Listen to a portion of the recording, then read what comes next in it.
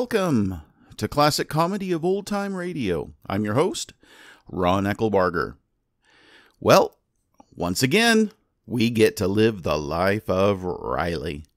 This is episode number 154 of The Life of Riley, and it is entitled Simon Blackmails Riley. Today's show originally aired on April 26th, 1947. It starts with D and ends with T. That's Dress, Procter & Gamble's sudsing miracle. 2,000 years newer than soap. Dress brings you The Life of Riley.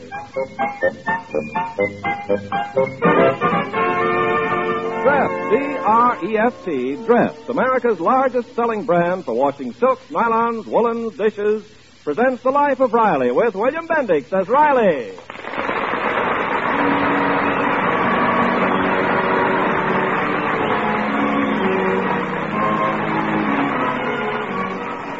If Chester A. Riley could have one wish, he'd probably wish he could have 1,000 eyes.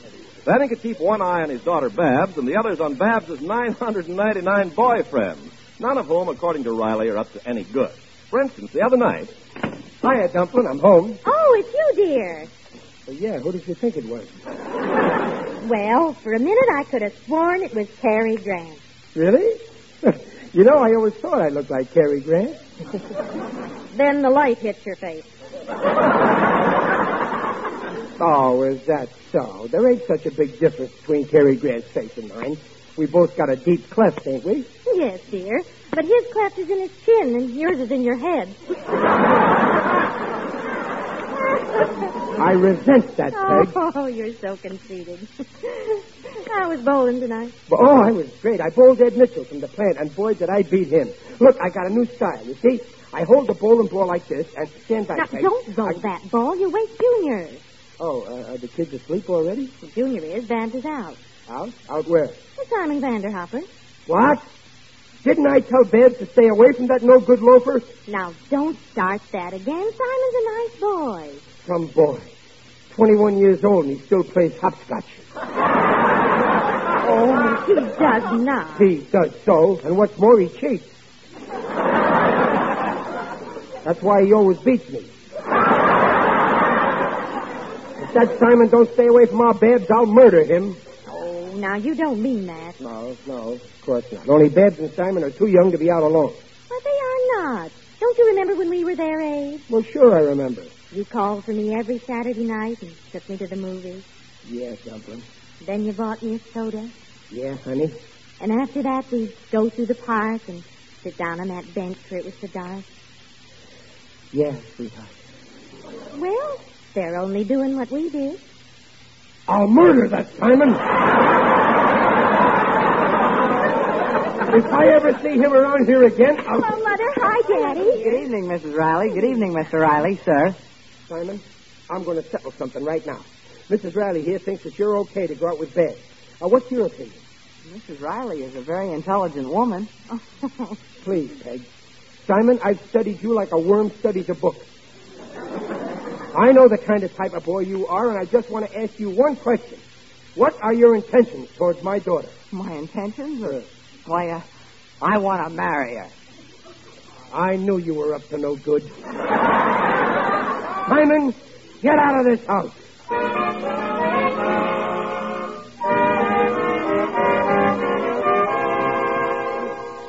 Daddy, it was absolutely horrible the way you treated Simon last night. Yes, throwing that poor boy out of the house. Now, please, Peg. I don't want to hear no more talk about that sofa loafer. If Simon settles down and gets a decent job, I'll maybe let him see Babs. Until then, I don't want him to set foot in this house again, and that's an order. What? A request. I gotta go now. Goodbye, Dumpling. Goodbye, Dad. Bye. Oh, gee, I'll be late to school. Oh, Riley, Yeah? on your way home, stop at the meat market and get 7 lamb chops for dinner.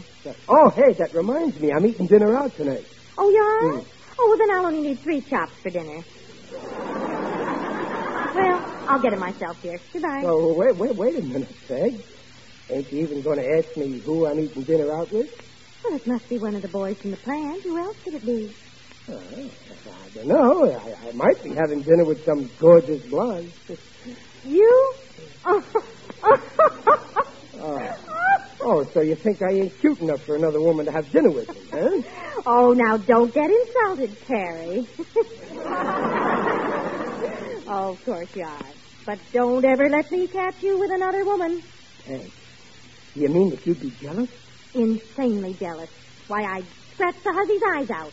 You would? Honest? And as for you, I'd shoot you. Oh, you don't know how happy that makes me, Teddy. So you watch your step. Oh, you bet. See, I'd feel terrible if you turned out to be a widow. But you don't have to worry. I beat Ed Mitchell bowling, so he's buying me dinner at the Cozy Corner Grill. Well, that's a load off my But mind. you don't have to worry about me and other women. You know that. Of course.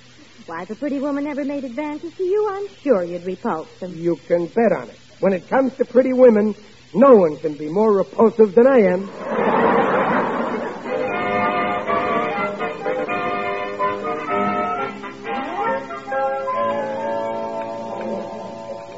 Will you order now, sir? Oh, are you the waiter? No, I'm the maitre d'. Oh, no, I'll order later, mater. I'm waiting for a friend to get here. Yes, sir. The waiter will look after you when you're ready. Ah, let's see this menu. Gee, what an appetite I get when someone else is paying the... How do you do? I'm Muriel Evans. Well, I'm Chester Riley. How do you do? I'm afraid you're taking the advantage of me. I'm Ed Mitchell's girlfriend. Oh, Miss Evans. I remember now. Ed's always talking about you. And you know, you're almost as pretty as he said you are. I mean, prettier. Say, where's Ed? Oh, he's tied up at the plant. I was supposed to meet him here and have dinner with the two of you, but he just phoned that he can't make it. Oh, that's too bad. Well, maybe some other time, huh? Oh, wait. As long as we're here, we might as well eat. Oh, no, I think I'd better not. Ed said to tell you he'll reimburse you for the check. Well, let's eat.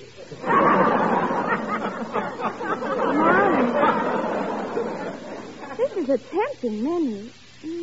Roast duckling. Say, Miss Evans. Oh, call me Muriel. Well, look, Muriel, you think this is okay, us eating here? Why not? Well, I just remembered I'm a married man. I know, Chester. Ed and I plan to be married as soon as he gets his promotion at the plant. Well, I guess it can't hurt just to eat. You must be a very devoted husband, Chester. Oh, you bet I am. I'm nuts about my wife. And she's insane about me, too. Why, only this morning she said... I'd better go. Oh, sit down. Here's the waiter. You ready to order, sir? Mr. Riley! Simon! What are you... Simon, get out of this restaurant. I can't. I work here. I did what you told me. I got a job. Oh. Well, shall we order? Oh, you're together? Oh. Well, you see, Simon... What are you having, Chester? Yes, sir. Look, Simon, I just... Ed Mitchell... You sure know how to pick 'em. What I did, she picked me. Let's order. I think I'll have the number one dinner, and for dessert, I'd like a sundae of some kind. May I recommend the Lover's Delight? Simon, please.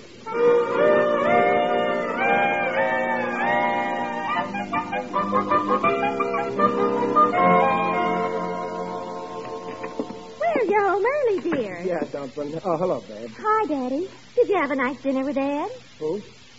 Oh, Ed, yeah. Yes, it was great. Look, Peg, there's something I got to tell you. You see, Ed made this statement. Where'd you eat, Daddy? At the Cozy Corner. You see... Why, that's where Simon works. Yeah, he saw me. Look, Peg, about Simon Ed... says the Cozy Corner's terribly romantic. Soft lights and little booze for couples. Simon's going to write a novel about it. A few months ago, a woman shot her husband there.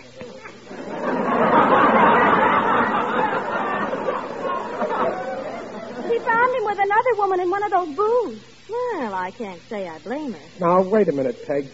Be fair. Suppose this husband had to meet some man, and instead this other woman showed up. Then he'd be innocent. Oh, Riley, what wife in her right mind would believe a silly excuse like that? wouldn't, huh? What were you going to tell me about Ed before? Oh, nothing. By the way, Peg, whatever happened to that old gun I had? Oh, let's see. Well, I think it's in... Oh, I'll go. Good evening, folks. Simon. Now, please don't make a scene, Daddy. Oh, well, me make a scene? Well, what gave you that idea? Well, come in, Simon, darling. Well, I've seen everything. How are you, my lovable boy? Fine. How are you, Mr. Riley? Simon, this is no time for music. Well, how's the job, Simon? Fine, but my feet are killing me. Oh, you poor boy. Sit down. Peg, where's your manners? Get up and let Simon sit down. Here, let me take your shoes off, Simon. Babs, go get Simon my slippers. Peg, get Simon a piece of cake. Well, we're out of cake. Well, don't just stand there. Go bake one. In the meantime, have one of these chocolates, Simon. Thanks. They're good. Here, take the whole box, pal. I must be dreaming. Well, anything interesting happened at the restaurant today, Simon? Did your father tell you I waited on him? Say, Mr. Riley, you certainly... Oh, Riley, stop stuffing chocolates in his mouth. Peg, I got to talk to Simon private. Excuse me. In here, Simon. But, Daddy... Will just be a minute. Listen, Simon, you mustn't tell about me and that woman. What woman? Oh, in the restaurant. I wasn't going to tell. Oh, well, you see, my wife might not understand. Not that I got anything to hide. It was all an accident. Come. You can be frank with me. I'm a man of the world. Honest, Simon, Don't worry. Your secret will die with me. Good, but when?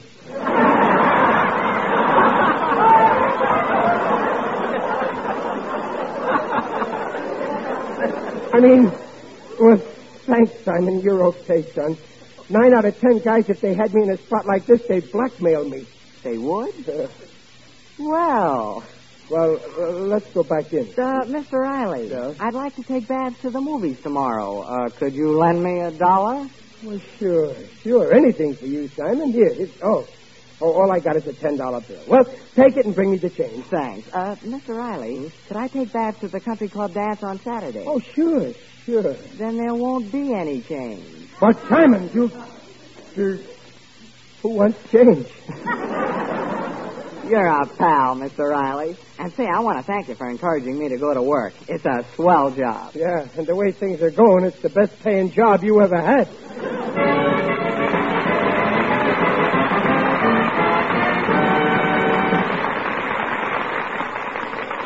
Dress will bring you the second act of The Life of Riley in a moment. Meantime, this is Ken Carpenter. Ladies, do you agree with Mrs. Riley that dishwashing is an unpleasant chore? Well, then, take a tip from our dress march. Listen.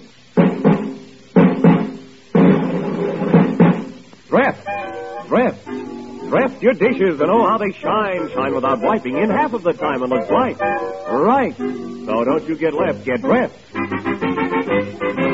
Yes, millions of women from coast to coast are enjoying dishwashing miracles with Dress, Procter & Gamble's amazing suds discovery. Dress gets dishes so clean they shine even without wiping. Glasses sparkle, polished or not. Now, that's one of the wonderful advantages Dress has over soap. Dress never leaves cloudy streaks or film on your dishes. Its amazing suds rinse clean and clear. So dishes and glasses wear their prettiest sparkle, towel or no towel. What's more, Dress makes dishpan grease seem to vanish before your eyes. Dress kind of hands, too. So, ladies, join the march to Dress. Get that bright green package Monday morning. Sure, don't get left.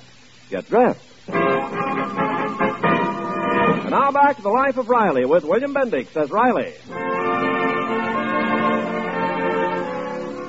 Chester Riley, this has got to stop. I'm sick and tired of having that Simon around here morning, noon, and night. But, Peg, So am I, Daddy. I don't mind him once in a while, but every day. But, Peg... I can't understand you, Riley. Why this sudden affection for Simon? Well, I got a reason. Well, what is it? Nothing. It's just that I feel sorry for the boy. You know, he's an orphan. Why, he is not. He's got a mother and a father. Yeah, but only one of each. I mean, they're in Chicago, and after all... Oh, it's ridiculous the way he's taken over this house. Yesterday, just because he likes it, I had to make spaghetti for breakfast.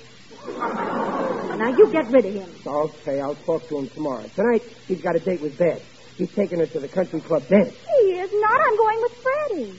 Well, let Simon go along, too. Freddie will love him. Oh, Riley, if you don't do... Hi, folks. Oh, Simon, what are you doing with that suitcase? Well, you know me, always on the move.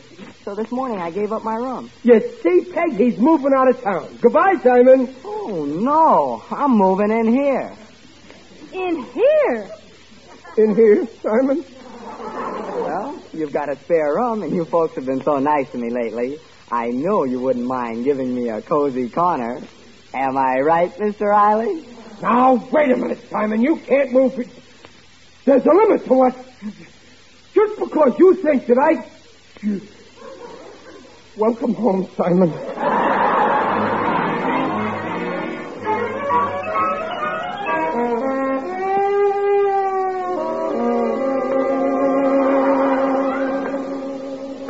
Oh, what a mess. That's Simon. Oh, I'll never be in any deeper than I am right now. Would you care to bet?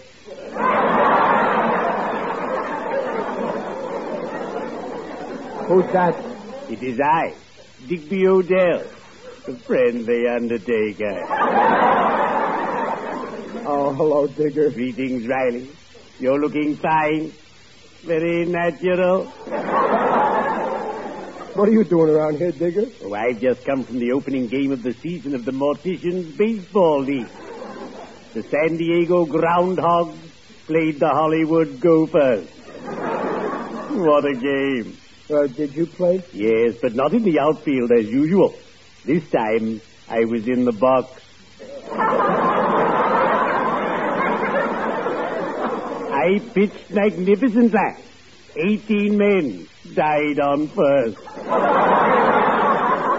Well, gee, that's real pitching. I shut them in, 1-0. You mean you shut them out? You keep score your way, I'll keep score my way. And in the ninth, we had a fight with the umpire. 6 of us carried him to the dugout. Here's a ticket for our next game. Watch for the day, the 7th of May. Well, I'm not in the mood for baseball, Digger. You see, I'm in trouble. That pest, Simon, saw me having dinner with another woman. What? You went out with another woman? Oh, I'm mortified. Who is this woman? What is her phone number? I must warn her to leave you alone. Well, wait a minute, Digger. It isn't what you think. It's wrong, Riley. And dangerous, too. As we say in our profession, many a man has strayed from his wife, and wifey shot the rotter. So, hubby, don't stray from your fireside, or you'll land in a place that's hotter. But there was nothing to it. This is my friend's girl. At the last minute, he couldn't make dinner, so... Oh, I see. Well, there's nothing wrong in that. Go to your dear spouse. Tell her the truth. But, Digger, she's very jealous. She once said she'd shoot me if I two-timed her. Nonsense. She'll trust you. You'll see. Tomorrow you'll come to me and tell me I was right. But suppose you're wrong. Then I'll come to you.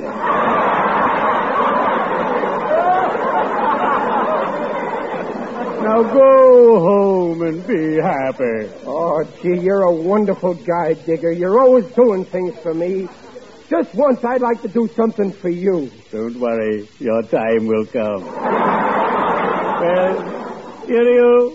I'd better be shoveling off.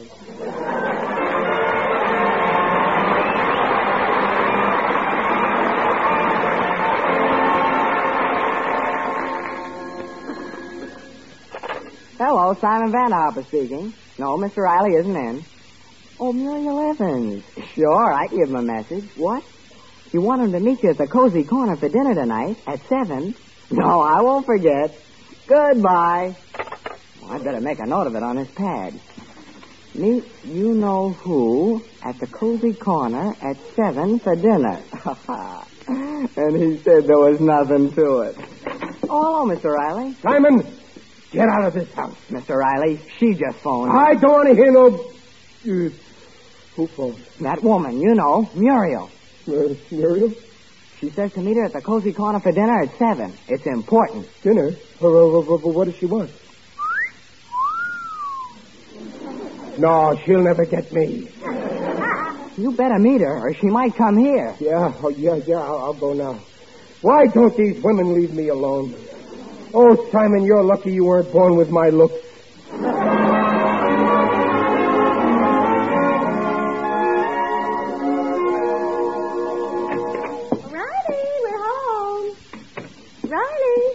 I guess he isn't home yet. Oh, that man's never on time for dinner. I wish Oh, Mother, for once... look. There's a note on the telephone pad. Oh, let me see. Meet you-know-who at the Cozy Corner. Oh, the darling. He's taken me out to dinner tonight. Hello, Ed. This is Muriel. Look, I'm meeting your friend Riley at 7. Won't you change your mind, darling, and join us? All right, I'll ask him myself. What? Well, I'll tell him we can't afford to get married until you get a promotion, and he could put in a good word for you with the boss. Now, don't worry. Just leave it to me, Angel. Is this table okay, Mr. Riley? It's our most secluded corner. Yeah, fine. Now, look, Simon, Muriel will be here soon. Now, I want to get this meal over fast. Yes, sir. I'll give you 2 number 7 blue plates right away. Let's see, if I eat in 3 minutes, I can run home and only be an hour late. I'll tell Peg... Hello, sweetheart. Oh, hello, Muriel. Peg! What are you... How did you... Oh, my goodness, you act as if you didn't expect me. Oh, no. I'm pleased to meet you. I mean... Well, here's your fruit. Mrs. Riley! But for heaven's sake, why is everybody so surprised to see me? Here's your fruit cup, Mr. Riley. Oh, you ordered already. Good, I'm starved. Do you mind if I start, Peg? Mr. Riley, Muriel. She's at the corner table in the rendezvous room. I gotta get rid of her. What are you two whispering about? Nothing. Excuse me, Peg. I gotta make a phone call. All right, dear. Listen, Muriel. Oh, here you are, Chester. Thanks for coming. Now, listen, Muriel. I want to get one thing straight. Ready to order? No. Let's order first. I'm starved. Well, I'll have something light and fast. Same for me. 2 number 7 dinners coming right up. I bet you're wondering why I asked you to have dinner with me. Well, I got an idea. Well, that'll make it easier. I know I've only met you once, but when a girl is anxious to get married like I am, she'll do anything. Now, wait, Muriel. Here's your fruit cup. Here's your fruit cup, and I brought you soup, too. Look, Muriel, we gotta be sensible. Let's eat first. Oh, okay, let's eat. My goodness, you eat fast. Yeah. Pass me my soup. Here you are. Thanks. My, you must be starved. There. Finished. Excuse me, Muriel. I gotta make a phone call. Well, it's about time you got back, Riley. Here, you better eat your soup. It's getting cold. No, thanks, Peg. I just had my soup. Where? In the phone booth? Trapped. I mean, pass me that spoon. Oh, Riley, your manners. Remember, you're in a restaurant, not at home. No. What's wrong? I ain't wearing my hat. Here's your hamburger. Oh, good. Riley, for heaven's sake. What's wrong? You swallowed that hamburger in 2 bites. What's the matter with you? You're nervous. Who did you speak to on that phone? Nobody. It was the wrong number. I better try again. Excuse me, Peg. Look, Muriel. Oh, you weren't very long. Muriel, Sit down and eat your hamburger. I couldn't touch it. Oh, come on. You've only had soup. Yeah, but so often. What? Okay. You'll get indigestion eating so fast. Delicious, isn't it? But it's much too much for me. Here, you take half of mine. I insist. Well, now, Chester, to get to the point, like I told you, I want to get married. But Ed doesn't make enough money. Well, I don't make much more than he does. And I may get a cut. Besides, I'm already married. And You ready for your dessert, folks? No, we ain't staying. Give me the check. Here you are. $4.75. $4.75. Let me see now. I was sure I had some money. But, Chester, I haven't had time to Gee, tell I you didn't what... bring any money with me. So here you are, Riley. Peg, can you lend me $4.75? I want to pay for Muriel's din.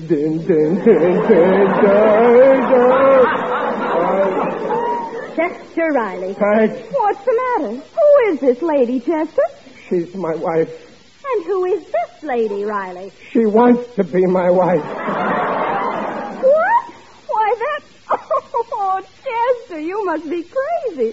Where'd you get an idea like that? Ah, it's no use denying it, Muriel. Peg, I had nothing to do with it. She just couldn't resist me.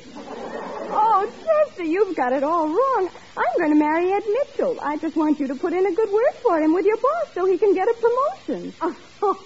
Oh, Riley. Wait a minute. You mean you didn't fall for me, Muriel? Of course not. You don't want to marry me? I'm afraid not. What a revolting development this is. The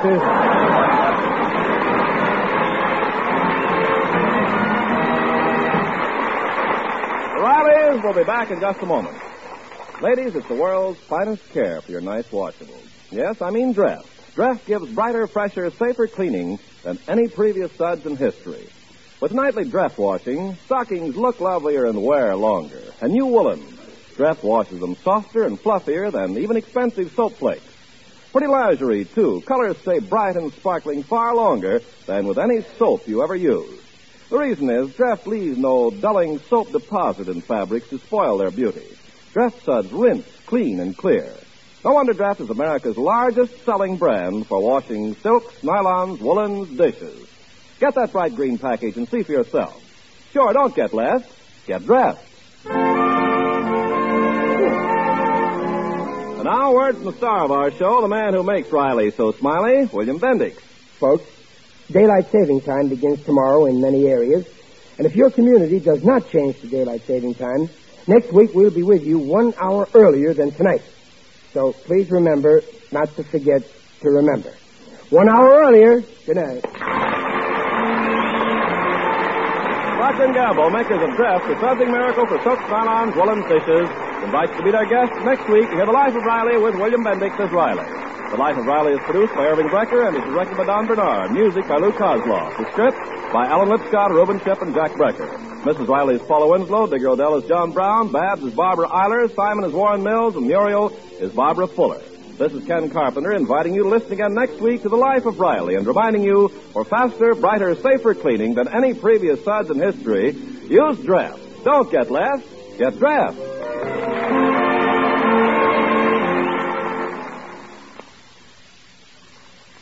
Hey, what put stars in his eyes? The sheen in her hair. And what put the sheen in her hair? Prell, P-R-E-L-L. Procter & Gamble's new Emerald Clear Radiant Cream Shampoo in the handy tube. Prell reveals a radiant, shining beauty no soap or soap shampoo can match. Yes, Prell leaves hair radiantly soft and smooth, radiantly glamorous. So easy to manage, too. An amazing Prell removes unsightly dandruff in as little as 3 minutes, a fact proved by a group of doctors. Even stubborn dandruff was controlled by 2 Prell shampoos a week. And say, the whole family cheers for that handy Prell tube. Yes, there's no slip, no drip, no waste, and a little Prell makes a mountain of lather. P-R-E-L-L, Prell shampoo, leaves hair radiant, gleaming bright. Not a bit of dandruff is inside. Comes in a tube, handy too. P-R-E-L-L, Prell shampoo. Listen again next week when Dreft, the sudsing miracle for soaps, nylons, woolens, dishes, brings you The Life of Riley. Good night. This is NBC, the National Broadcasting Company. Please send your questions and comments to host@classiccomedyotr.com. Please come back next Friday for another episode of The Life of Riley and check in on Monday for the next installment of My Favorite Husband. Please go to our website, classiccomedyotr.com. Click on the Become a Patron button to support our show on an ongoing basis, or click on the Donate button to support our show on a single-time basis. through PayPal. Either way that you support our show, thank you. It is much appreciated. Until next time, in the words of William James, common sense and a sense of humor are the same thing, moving at different speeds. A sense of humor is just common sense dancing.